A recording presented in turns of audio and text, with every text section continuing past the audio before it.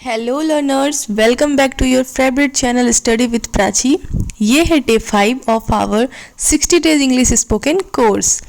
आज हम एक सुपर यूज़फुल टॉपिक कवर करने वाले हैं। देयर इज़ और देयर आर का यूज़ कैसे होता है और टाइप्स ऑफ सेंटेंसेस भी देखने वाले हैं। हम सीखेंगे 3 types of sentences, affirmative, negative और इंट्रोगेटिव, जिसके बिना कोई भी इंग्लिश सेंटेंस बनाना पॉसिबल ही नहीं है। तो चलिए बिना टाइम वेस्ट किए शुरू करते हैं। तो पहले हम देखेंगे कि देयर इज़ और देयर आर है क्या, ठीक है। उसके बाद फिर हम इसका रूल्स और एग्जाम्पल्स देखेंगे। तो जब हमें बताना होता है कि कोई चीज़ कहाँ पर है तो हम देयर इज़ या देयर आर का यूज़ करते हैं, ठीक है। कोई भी सामान कहाँ रखा है वो बताने के लिए हम देयर इज़ या देयर आर का यूज़ करते हैं, ठीक है। तो अब हम देखते हैं कि इसकी रूल्स क्या हैं। देयर इज़ सिंगुलर के लिए यूज़ होगा और देयर आर प्लूरल के लिए यूज़ होगा। एक समान है देयर इज़ का यूज़ करेंगे, एक से ज़्यादा है तो देयर आर का यूज़ करेंगे। जैसे example, there is a pen on the table. एक पेन है तो there is a pen on the table. And there are 2 books in the bag. एक से ज़्यादा बुक है तो there are 2 books in the bag, ठीक है। तो आपको समझ में आ गया होगा कि देयर इज़ और देयर आर का यूज़ कैसे होता है। अच्छा, एक इम्पॉर्टेंट एक नोट आप कर लो कि देयर का मतलब यहाँ वहाँ नहीं होता। लोग सोचते हैं ना कि अगर यहाँ रखा है वहाँ रखा है तो इसलिए देयर का यूज़ करते हैं, बिल्कुल गलत। ये एक सेंटेंस स्टार्टर है, ठीक है, जो बताता है कि कुछ एग्जिस्ट करता है या नहीं। ओके, ये बिल्कुल नोट कर लो और आपसे ये गलती मत करना कि देयर यानी यहाँ या वहाँ, ठीक है। ये एक सेंटेंस स्टार्टर है, ओके, जो बताता है कि कोई भी चीज़ एग्जिस्ट करता है या नहीं। अच्छा, एक इम्पॉर्टेंट बात, मैं जो भी पढ़ाती हूँ ना उसको नोट करते चलो कॉपी में, ताकि कभी भूलो ना, ठीक है। बीच बीच में रिवाइज करते रहोगे तो वो चीज़ को ना फिर भूल नहीं पाओगे। नोट्स बनाओ। अब चलिए देखते हैं कि 3 टाइप ऑफ सेंटेंसेस कौन कौन से हैं। तो पहला है एफर्मेटिव। एफर्मेटिव सेंटेंस यानी positive sentence, okay. There is a fan in the room, there are many people at the station, okay. Positive sentence की जब हम बात करेंगे तो वो हो जाते हैं एफर्मेटिव सेंटेंस। वर्ल्ड में जितने भी पॉजिटिव सेंटेंस है वो एफर्मेटिव सेंटेंस होते हैं। अगर आपको 5 एफर्मेटिव सेंटेंस लिखने को कहा जाएगा तो आप सिर्फ पॉजिटिव सेंटेंस ही लिखोगे। उसमें आप नॉट वाला निगेटिव नहीं लिख सकते, ना ही क्वेश्चन वाला इंट्रोगेटिव लिख सकते हो, ठीक है। सिर्फ पॉजिटिव सेंटेंस आपको लिखना पड़ेगा।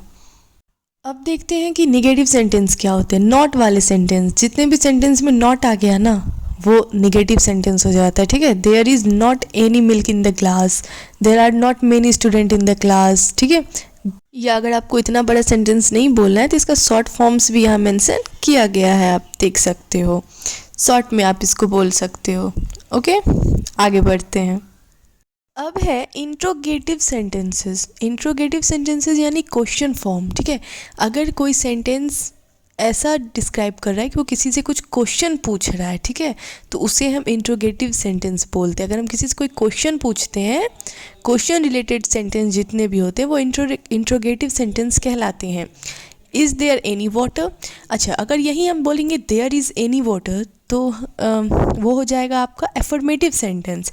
या there is not any water तो वो हो जाएगा आपका निगेटिव सेंटेंसेस। बट अगर वही हम बोलेंगे इज़ देयर एनी वाटर, क्या यहाँ कोई पानी है, तो वो हो जाता है इंट्रोगेटिव सेंटेंस, ठीक है।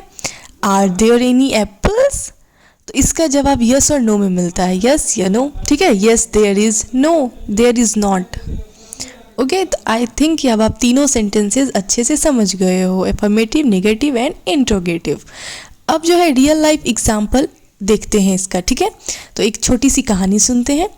There is a girl in the garden, she has a red dress, there is a swing near her, there are 2 boys playing football, there is no teacher in the classroom, are there any books on the table, yes there are.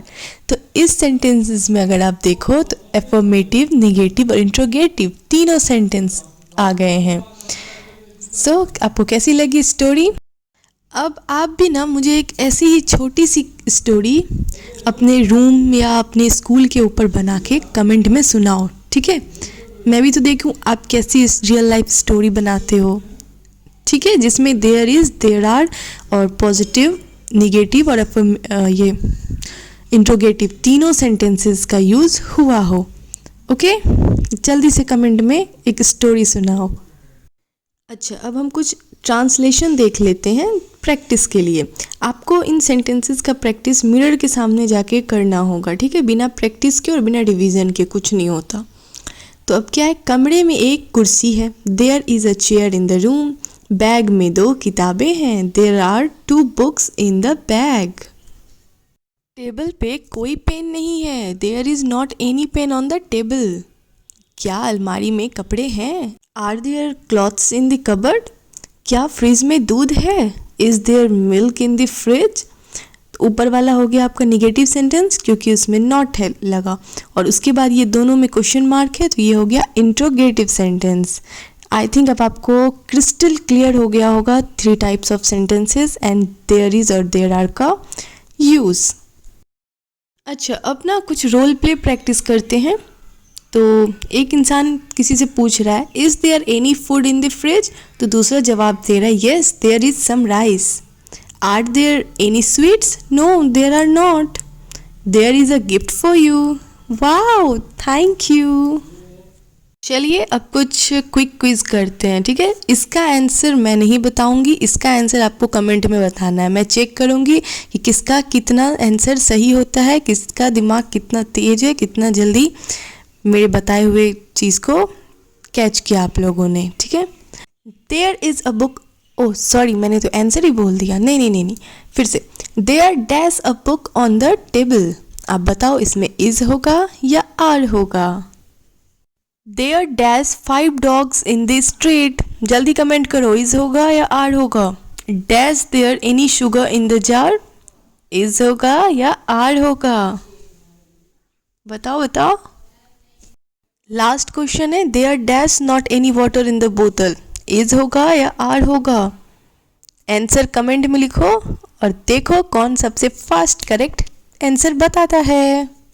अच्छा, आज आप लोगों के लिए कुछ homeworks हैं, जैसे 5 affirmative sentence आपको बनाने हैं, 3 निगेटिव सेंटेंस बनाने हैं और 3 इंट्रोगेटिव सेंटेंस बनाने हैं, ठीक है। और ये सारे सेंटेंसेस आपको देयर इज़ और देयर आर के यूज से बनाने हैं, ठीक है। अगर हो सके तो कमेंट में आप बना के भेज दीजिएगा, मैं भी देख लूँगी कि आप क्या क्या सेंटेंस बनाते हैं। अगर वीडियो हेल्पफुल लगा हो तो लाइक करना बिल्कुल मत भूलना, सब्सक्राइब ज़रूर करना और कल के वीडियो ज़रूर देखना। डे 6 में हम करेंगे हैज़ हैव का पावरफुल यूज़। बट ना मैं आप लोगों के लिए इतना मेहनत करती हूँ और आप लोग सब्सक्राइब नहीं करते हो, शेयर नहीं करते हो, तो बहुत दुख होता है। सो प्लीज़ सब्सक्राइब करो, मेरे चैनल को सपोर्ट करो ताकि मैं आपके लिए ऐसी वीडियोस लेके आती रहूँ।